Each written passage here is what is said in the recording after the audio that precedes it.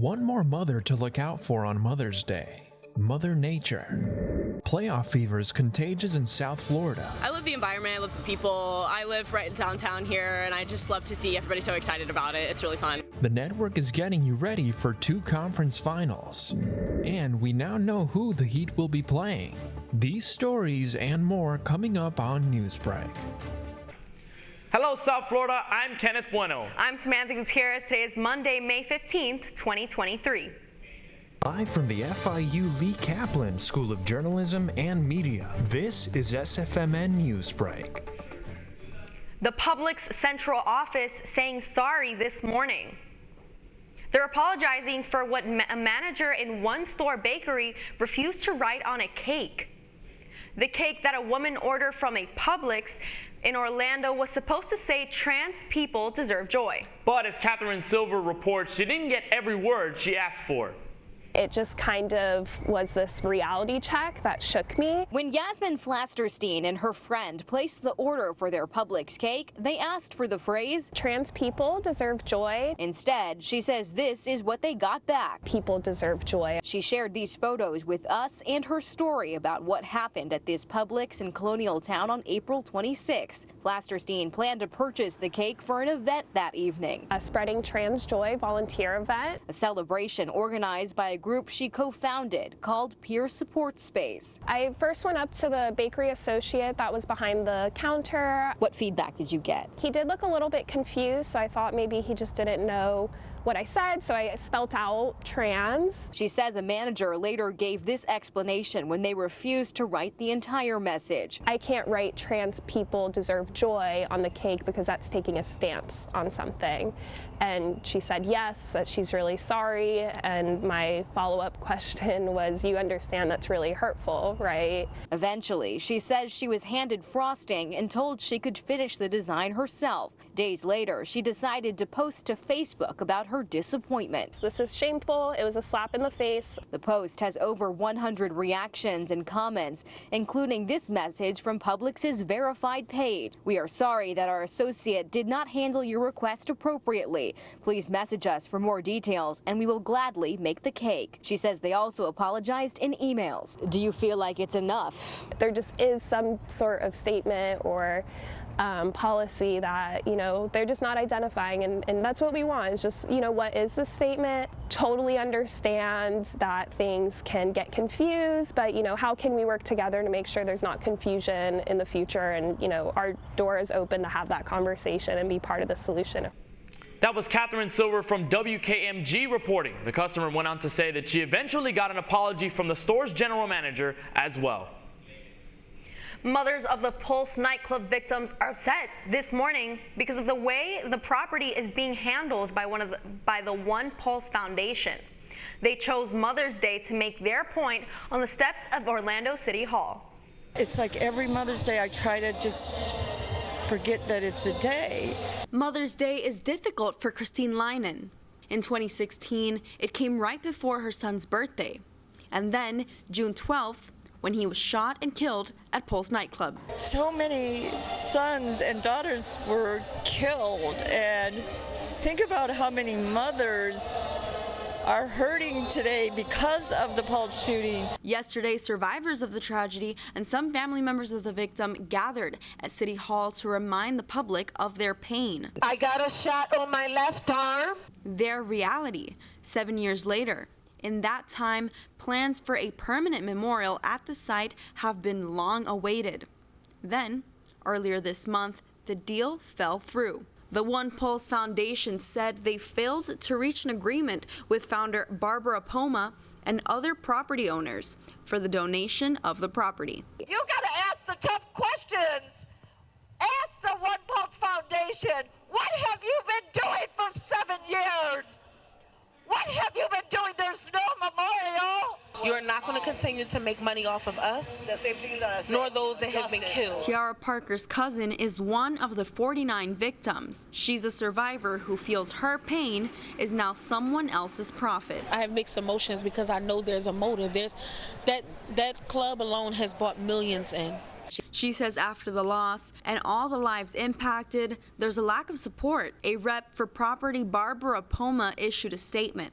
It says in part, since that tragic night, my time has been focused on remembering and honoring the 49 angels whose lives were taken. It goes on to say the decisions we have made related to the One Pulse Foundation have been difficult and personal. Barbara Poma stepped down from her position earlier this year. There was also a statement from the nonprofit One Pulse. They called the claims against them untrue and misinformed. This year on Mother's Day, conservationists were reminding their neighbors to take care of the planet. The network's Cindy Claros was on hand for a weekend cleanup. As we all celebrated Mother's Day on the weekend, conservationists here at the Miccosukee Reservation to remind you we have another mother, Mother Earth. Love the Everglades movement hosted the Love Your Mother's Everglades cleanup event this past Sunday in hopes of removing trash and items at the Everglades. Flash, a board member of Love the Everglades movement, expresses how these events help out the environment. Love the Everglades movement has been doing cleanups for a number of years, and after the last cleanup where we picked up about 2 tons of garbage, we were inspired to say, okay, when's the next one? So even those who show up makes a difference. According to South Florida Water Management District, throwing trash onto the streets will be washed down by stormwater drains and transferred into the Everglades. Houston Cypress, a member of the Miccosukee tribe, expresses how cleaning up after ourselves is essential for the Everglades. These kind of activities are important because it seems like so much of modern day life, things flow off of the land and into the water, whether it's the trash that we leave behind or whether it's things like fertilizers or industrial runoff. So cleaning up our act in all kinds of ways is always important. For more upcoming events like this, please visit their Instagram at love_the_Everglades. This is Cindy Claros, Kaplan News. The Sixers and the Celtics face off for the right to face the Heat in the conference finals. That's still ahead, and so is this story. Let's go! South Florida is still buzzing from Friday night's fan experience. 2 South Florida teams wrapping up 2 playoff series at nearly the same time. Newsbreak will be back in 2 minutes.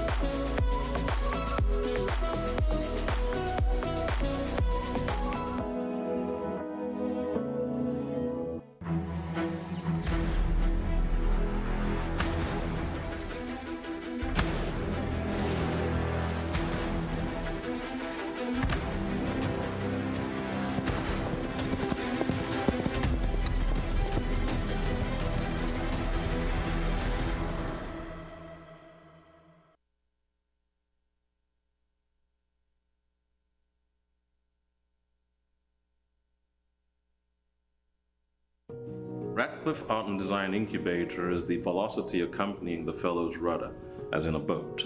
Unless there is movement or action, the planned direction is of little consequence. We encourage the creative ideas into action, and from the experience of doing, we critically assess the feedback, adjust, and set out to rediscover the potentialities of an entrepreneurial mindset.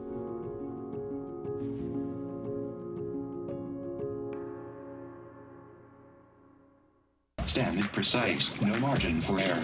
Dare to forget that. Dare to have fun with it. Get weird with it. Dare to send those old STEM theories flying past the neighbor's house into outer space. Dare to program something internet-breaking, record-breaking. Dare to blow their minds. Dare to learn the difference between sedimentary and metamorphic rock. Go find those rocks. Dare to keep daring. Dare to STEM. Check out She Can STEM to get started.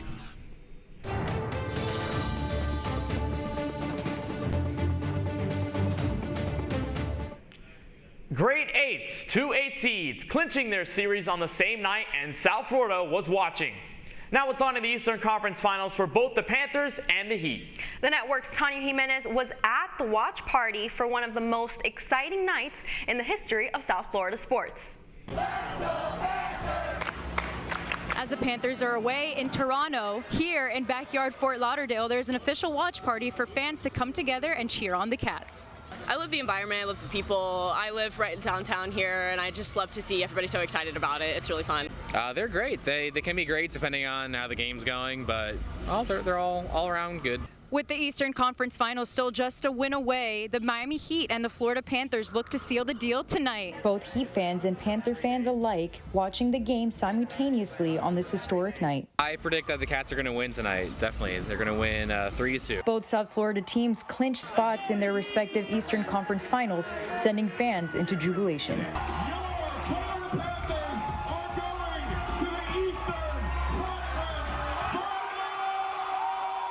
It was insane. Got a little hairy there going, closing out the third period. They tied it up for us.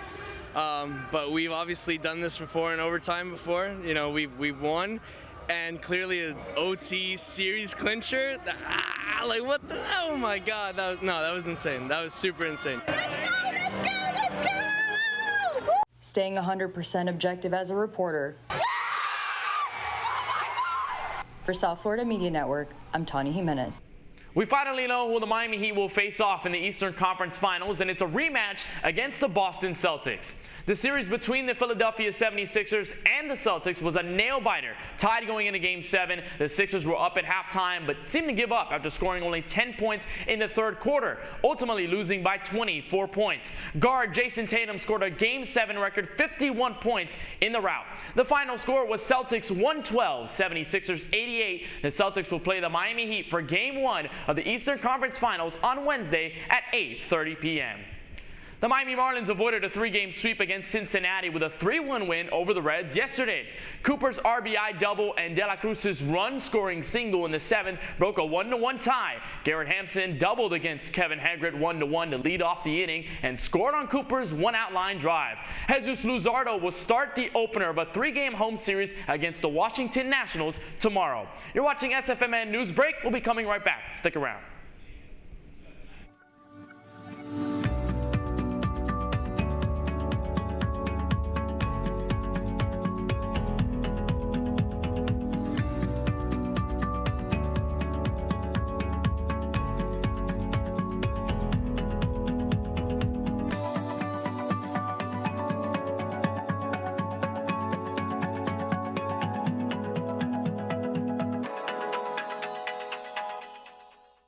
See us dream.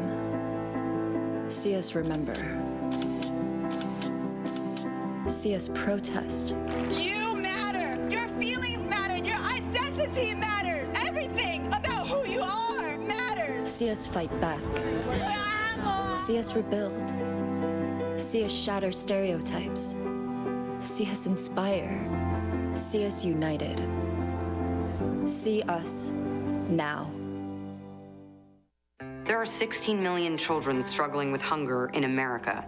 That's 1 in 5 daughters, sons, neighbors, and classmates who don't know where their next meal is coming from. Yet billions of pounds of good food go to waste every year. It's time we do something about it. Feeding America is a nationwide network of food banks that helps provide meals to millions of kids and families in need. Visit feedingamerica.org to help them feed even more. Together, we can solve hunger. Together, we're feeding America.